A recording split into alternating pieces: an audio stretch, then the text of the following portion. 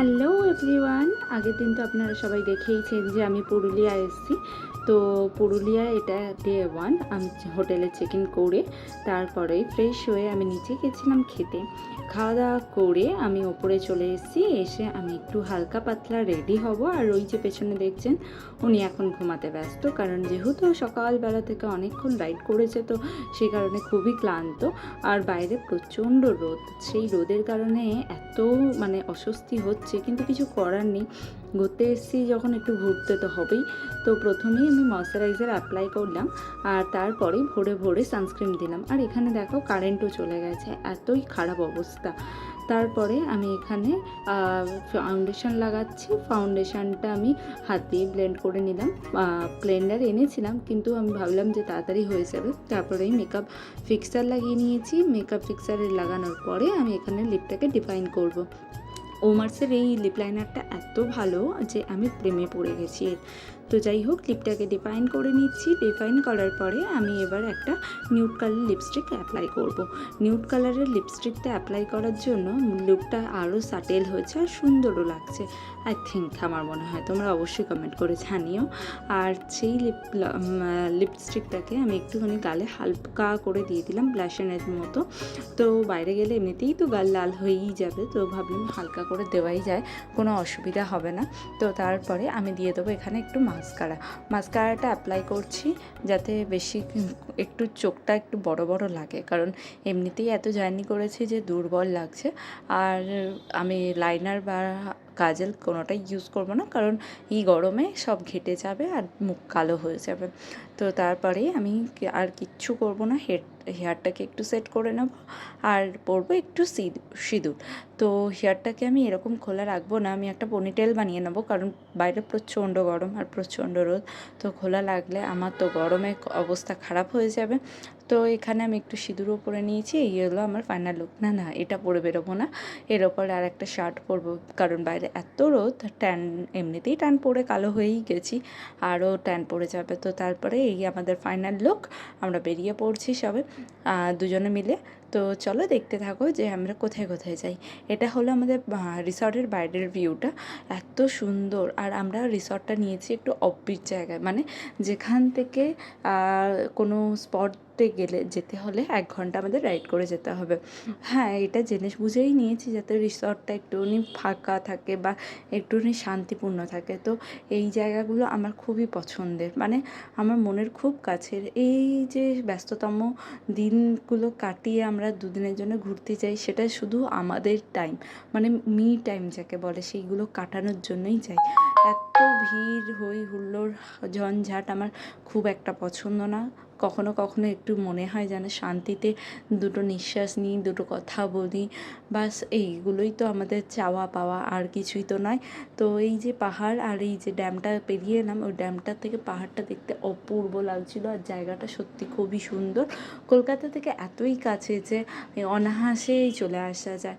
একদিনের ট্যুরেও আসতে পারেন, যে একদিন আসলাম পরের দিন চলে গেলাম, এরকম করতে পারেন। আমরা দুদিনের জন্য এসেছি। আর এই রেল গেটগুলোর থেকে ট্রেনগুলো যাচ্ছিলো, দেখতে এত ভালো লাগছিলো, এত সুন্দর প্রাকৃতিক দৃশ্য, সত্যি আর কোথাও গেলে হয়তো পাবো না। এই যে শান্তির পরিবেশ, একটা গ্রাম গ্রাম ভাব, আর এইদিকে চাষবাস হচ্ছে, মানুষজন এত সরল। গ্রামের মানুষগুলো খুব সরল হয় আমার যতটুকুনি জানা। তো যাই হোক, আর আমার শ্বশুরবাড়িও গ্রামে, খুবই ভালো একটা জায়গা। তোমাদের কখন আমি পুরো ট্যুর দেবো। তারপরেই চলে এসেছি গড় পঞ্চকোট। এখানে আগে রাজবাড়ি ছিল, আর এই জায়গাটা খুবই সুন্দর। এখন প্রায় ধ্বংসবশেষ পড়েই আছে, আর কিছুই নেই অবশিষ্ট, কিন্তু যেইটুকুনি আছে সেইটুকুনি সান্ত্বনা। তো চলো, এখানে একটা কালী মন্দির ছিল। তারপরে এখানে আমি দেখাচ্ছিলাম যে কী কী ছিল। তো এখন আমার ঠিক মনে পড়ছে না যে এর কাহিনিটা কি। আমি পরের ভিডিওতে অবশ্যই বলবো, বা আমি কোনো একটা অ্যাটাচ করে দেবো, যাতে তোমাদের পড়তে সুবিধা হয়। খুবই ভালো একটা জায়গা, খুবই সুন্দর মনোরম মনোরম পরিবেশ আছে চারিদিকে। আর সত্যি কথা, পাহাড়ের কোলে এত সুন্দর একটা জায়গা যেখানে গেলে মন মানে একদম শান্ত হয়ে যায়। আর তারপরেই আমি এখানে একটু বদমাইশি করছিলাম যে এগুলো আমাদেরই সব ছিল, তো এইগুলো আমাদের বাড়ি, আমরা এখন আর থাকি না বলে ভেঙে চুরে গেছে, এরকমই কিছু পাগলামি কথাবার্তা আমরা বলছিলাম। তো তারপরে আমি এমনভাবে ট্যুর গাইড দিচ্ছিলাম যেন ওখানকারই মানুষ আমি। তো এগুলো হচ্ছে একটু মজা আর একটুখানি ভালো লাগা, যাতে আমাদেরও মনে থেকে যায় যে না কী কী করেছি। এই যে একটা রাজদরবার যেটা এখন প্রায় ভাঙা, আর এখানে হলো এই যে এখানে একটা মন্দির আছে ছোট্ট মতো। ওরা বলছিল যে এটা পাতাল হনুমান, এখানে পাতাল থেকে নিজে নিজেই উঠেছে, জানি না কতটা সত্যি কতটা মিথ্যে, বাট এটা শোনা কথা। তারপরেই হলো এটা মুখোশ বিক্রি হচ্ছিলো। এখানে কোথাও একটা মুখোশ গ্রামও আছে, কিন্তু আমার যাওয়ার সৌভাগ্য এখনও হয়নি। অবশ্যই আমি কোনো একবার নিশ্চয়ই যাব। এই মুখোশগুলো দেখতে এতটা ভালো লাগছিলো, ঘরের দেওয়ালে টাঙানো থাকলে আরোই দেখতে ভালো লাগবে। তারপরেই হলো এই মন্দিরটা আরও সুন্দর। কেন সুন্দর বলছি, যেই চারিদিকে এত গাছপালা, তারপরে পাহাড়ের নিচেই থেকে এই মন্দিরটা এত ভালো লাগছিল দেখতে। এটা হলো রাধাকৃষ্ণর মন্দির। তো আমরা ভেতরে ঢুকতে পারিনি কারণ জুতোটা খুলতে পারিনি, আর ভেতর থেকে দেখার মতোই শুধু রাধাকৃষ্ণ মূর্তিটাই আছে। আমরা বাইরে থেকেই প্রণাম করে নিলাম। তারপরেই এই দিকে আর একটা মন্দির আছে, সবাই বলছিল, কিন্তু সবাই যাচ্ছিলো ইনফ্যাক্ট, কিন্তু গাড়িটা বাইরে রেখে আমরা মানে জঙ্গলের ভেতরে রেখে আমরা ভেতরে ঢুকবো না বলে আর আমরা ঢুকিনি। কিন্তু পরের দিন আমরা একা এসেছিলাম আর আমরা খুঁজে পাইনি যে মন্দিরটা কোথায় এক্স্যাক্টলি। তো তারপরে এখন বেরিয়ে যাচ্ছি অন্য আর একটা লোকেশনে যাওয়ার উদ্দেশ্যে। হ্যাঁ, পাঞ্চের ড্যামটা মানে এতটা ভালো জায়গা, এতটা সুন্দর, মানে সত্যি ওখান থেকে সূর্যাস্ত দেখে আমি সত্যি মনে হলো এটা বেস্ট সূর্যাস্ত দেখা আমার জীবনে। এতই ভালো লাগছিলো। এই ঢুকছি আমরা, এটা বর্ডার, আর এখানে অনেক পুলিশ টুলিশ দাঁড়িয়েছিল। তো হেলমেট ছিল না আমাদের, আমরা একটু ভয়েই ছিলাম যে যদি পুলিশ ধরে।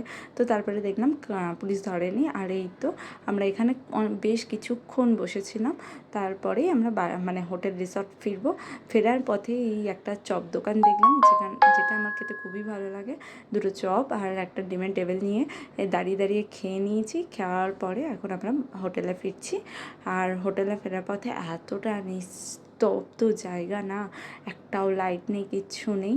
তো তারপরেই রিসর্টে ফিরে এসেছি। আর আমাদের রিসর্টের নাম হলো পলাশভূমি রিসর্ট। তারপরেই এসে মেকআপ রিমুভ করলাম। মেকআপটা রিমুভ করার পরেই আমি ডিনারের জন্য রেডি হয়ে পড়লাম, নিচে যাব, ডিনার করব। তো ডিনার অর্ডার দিয়েছি। ডিনার বেশি কিছুই খাবো না, যেহেতু সারাদিন জার্নি করে এসেছি। একটু সবজি আর ভাত খাবো, যাতে খুব ভালো লাগে, একটু শরীরটাকেও শান্ত করতে পারি। মন তো শান্ত হয়েই গেছে অবশ্যই। আর এটা হলো রিসর্টের মানে গ্রাউন্ডটা এত সুন্দর দেখতে। তোমাদের পরের দিন আমি বাইরেটাও ঘুরে দেখাবো। রিসর্টের ওপাশে আরও অনেক সুন্দর জিনিস আছে। আর এই তো আমাদের ডিনারও এসে গেছে। ভাত আছে, আলু ভাজা আছে, ঝুরি আলু ভাজা আছে, এখানে আলু পোস্ত আছে, ডাল আছে, আর আলু আর ফুলকপির তরকারি আছে, স্যালাড আছে। ব্যাস, এটাই আমাদের ডিনার। যাই হোক, টাটা, বাই। দেখা হচ্ছে নেক্সট ভিডিওতে। আশা করছি আপনাদের সকলের খুব ভালো লেগেছে। আর ভিডিওটা কেমন হয়েছে অবশ্যই কমেন্ট করে জানাবেন। আর আপনারা কারা কারা পুরুলিয়া গেছেন অবশ্যই কমেন্ট করবেন। আর নেক্সট ভিডিও দেখতে হলে আমার চ্যানেলটিকে সাবস্ক্রাইব করবেন। যাই হোক, দেখা হচ্ছে নেক্সট ভিডিওতে। Bye bye.